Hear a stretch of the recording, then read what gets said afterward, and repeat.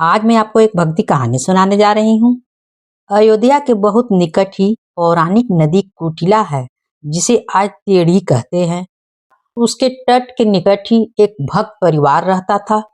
उसके घर एक सरस्वती नाम की बालिका थी। वे लोग नित्य श्री कनक बिहारनी बिहारी जी का दर्शन करने अयोध्या आते थे। सरस्वती जी का कोई सागा भाई नहीं था, केवल एक मौसेरा भाई ही था। वह जब भी श्री रघुनाथ जी का दर्शन करने आती, उसके मन में यही भाव आता कि सरकार मेरे अपने भाई हैं। उसकी आयु उस समय मात्र 2 वर्ष की थी। रक्षाबंधन से कुछ समय पूर्व उसने सरकार से कहा कि मैं आपको राखी बांधने आऊंगी। उसने सुंदर राखी बनाई और रक्षाबंधन पूर्णिमा पर मंदिर लेकर गई। पुजारी जी से कहा, मैं अपने भैया के लिए राखी लाई हूँ। पुजारी जी ने छोटी सी सरस्वती को गोदी में उठा लिया और उससे कहा कि मैं तुम्हें राखी सहित सरकार को स्पर्श करा देता हूँ और राखी मैं बांध दूंगा। पुजारी जी ने राखी बांध दी और उसको प्रसाद दिया। अब हर साल उसका राखी बांधने का नियम बन गया। समय के साथ वह बड़ी हो गई और उसका विवाह निश्चित हो गया। वह पत्रिका लेकर मंदिर में आई और कहा कि मेरा विवाह निश्चित हो गया है, मैं आपको न्योता देने आई हूँ। चारों भाइयों को विवाह में आना ही है। पुजारी जी को पत्रिका देकर कहा कि मैंने चारों भाइयों से कह दिया है, आप पत्रिका सरकार के पास रख दो और आप भी कह दो कि चारों भाइयों को विवाह में आना ही है। ऐसा कहकर वह अपने घर चली गई। विवाह का दिन आया। अवध में एक रस्म होती है कि विवाह के बाद भाई आकर उसको चादर ओढ़ाता है और कुछ भेंट वस्तुएं देता है। उसकी मौसी ने अपने लड़के को कुछ सामान और 22 रुपए दिए और मंडप में पहुंचने को कहकर वह चली गई। उसका मौसेरा भाई उपहार, वस्त्र और 22 रुपए लेकर रिक्शा पर बांधकर विवाह मंडप की ओर निकल पड़ा। रास्ते में ही रिक्शा उलट गया और वह गिर गया। थोड़ी सी चोट आई और लोगों ने उसको दवाखाने ले जाकर मलहम पट्टी कराई। यहाँ सरस्वती जी घूंघट से बार बार मंडप के दरवाजे पर देख रही है और सोच रही है कि सरकार अभी तक क्यों नहीं आए। उसको पूरा विश्वास था कि चारों भाई आएंगे। माँ से भी कह दिया कि ध्यान रखना, अयोध्या जी से मेरे भाई आएंगे। माँ ने उसको भोला समझकर हंस दिया। जब बहुत देर हो गई, तब व्याकुल होकर वह दरवाजे पर जाकर रोने लगी। दूर दूर के रिश्तेदार आ गए, पर मेरा अपना भाई क्यों नहीं आया? क्या मैं उनकी बहन नहीं हूँ? उसी समय 4 बड़ी मोटर गाड़ियां और एक बड़ा सा ट्रक आते हुए उसने देखा। पहली गाड़ी से उसकी मौसी का लड़का और उसकी पत्नी उतरे। बाकी गाड़ियों से और 3 जोड़ियां उतरी। मौसी के लड़के के रूप में सरकार ही आए हैं। रत्न जड़ित पगड़ियां, वस्त्र, हीरो के हार पहन रखे हैं। श्री हनुमान जी पीछे ट्रक में सामान भर कर लाए हैं। हनुमान जी पहलवान के रूप में आए थे। उन्होंने ट्रक से सारा सामान उतारना शुरू कर दिया। स्वर्ण, चांदी, पीतल, तांबे के बहुत से बर्तन, बिस्तर, सोफे, ओढ़ने बिछाने का वस्त्र, साड़ियां, अलमारियां, कान, नाक, गले, कमर, हाथ पैर के आभूषण। मौसी देखकर आश्चर्य में पड़ गई कि इतना कीमती सामान मेरा लड़का कहाँ से लेकर आया है। चारों का तेज और सुंदरता देखकर सरस्वती समझ गई कि यह मेरे चारों भाई आए हैं। सरस्वती जी के आनंद का ठिकाना न रहा। उसका रोना बंद हो गया। सरकार ने इशारे से कहा कि किसी को अभी भेद बताना नहीं, गुप्त ही रखना इस बात को। इनका रूप इतना मनोहर था कि सब उसे देखते ही रह गए। कोई पूछ न पाया कि ये गाड़ियां कैसे आई हैं, ये अन्य 3 लोग कौन हैं। लोग हैरान होकर देख रहे थे कि अभी तक रो रही थी और अभी इतना हंस रही है और आनंद में नाच रही है। किसी को कुछ समझ में नहीं आ रहा था। जब तक उसकी विदाई नहीं हुई तब तक चारों भाई उसके साथ ही रहे। सभी गले मिले और आशीर्वाद दिया। सरस्वती ने कहा, जैसे आज शादी में सब संभाल लिया वैसे ही जीवन भर मुझे संभालना।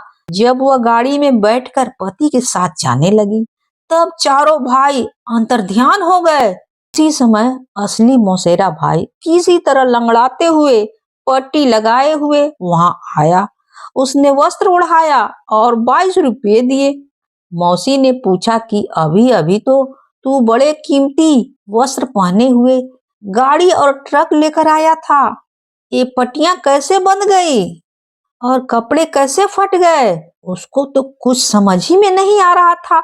अंत में सरस्वती से उसकी माता ने एकांत से पूछ ही लिया, बेटी सच सच बता, ये क्या बात है, ये चारों कौन थे? तब उसने कहा कि माँ, मैंने आपसे कहा था ना कि ध्यान रखना, मेरे भाई अयोध्या से आएंगे। माँ समझ गई कि इसके तो 4 ही भाई हैं और वो तो रघुनाथ जी और अन्य 3 भैया ही हैं। माँ जान गई कि श्री अयोध्या नाथ सरकार ही अपनी बहन के प्रेम में बंधकर आए थे और अपनी बहन को इतने उपहार, आभूषण, वस्तुएं दे गए हैं कि नगर के बड़े से बड़े सेठ नवाबों के पास भी नहीं थे। कहानी से सीख, भक्ति और विश्वास में बड़ी शक्ति होती है। आप अपने आराध्य में विश्वास करके तो देखिए, आपको समझ में आ जाएगा। आज मैं आपको एक भक्ति कहानी सुनाने जा रही हूँ। नारद जी एक बार भ्रमण करते हुए भगवान शिव की नगरी वाराणसी जा पहुँचे। नगरी में मनोरम दृश्य देखकर उनका मन बहुत ही प्रसन्न हुआ। जब वे चौक बाजार से होकर जा रहे थे तो उनकी इच्छा तामुल खाने की हुई।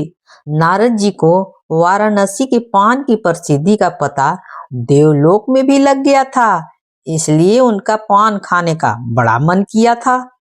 वे ललचाई नजरों से किसी पान वाले की दुकान तलाश कर रहे थे। तभी एक लड़के ने आकर एक दुकान पर बैठे हुए मोटे लाल जी की ओर संकेत करते हुए नारद जी से कहा, आपको बाबूजी बुला रहे हैं।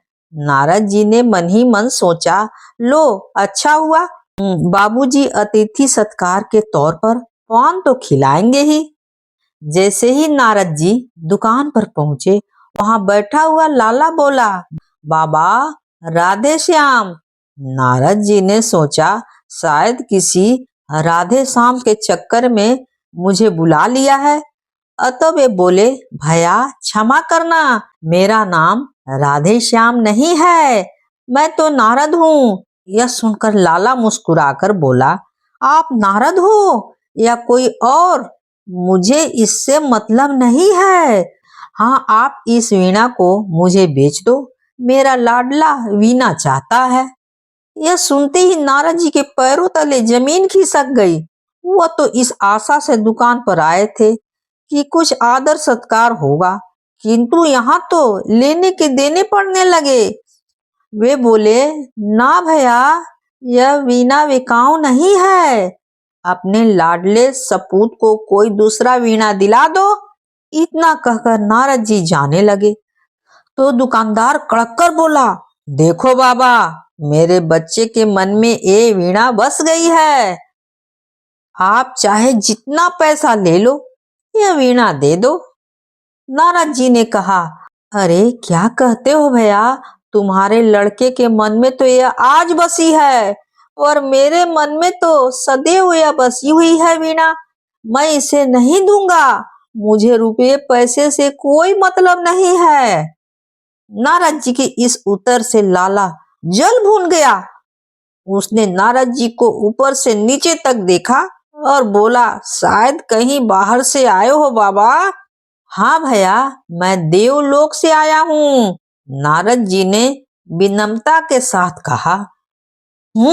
तभी तो वाराणसी में रहने का कब तक का विचार है?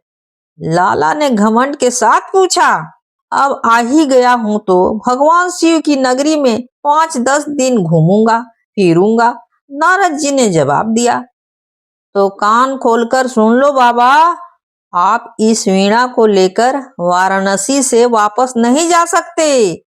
मुझे सेठ पकौड़ी लाल कहते हैं। मेरी शक्ति और सामर्थ्य के बारे में जानना हो तो किसी भी बनारसी से पूछ लेना। सेठ की बेसिर पैर की बातें सुनकर नारद जी को भी मजाक सूझा। वे बोले, हाँ, तुम्हारी शक्ति का तो अंदाजा तुम्हारी मोटी तोन से ही लग रहा है, लेकिन शायद तुम्हारी बुद्धि तुम्हारी तोन से भी मोटी है। नारद जी के मुंह से ऐसी बातें सुनकर सेठ आग बबूला हो गया। जैसे ही वो नारद जी पर झपटा, वे अंतर्ध्यान हो गए। लाला का पैर फिसल गया और वे धड़ाम से नीचे गिर पड़ा। कहानी होती है समाप्त।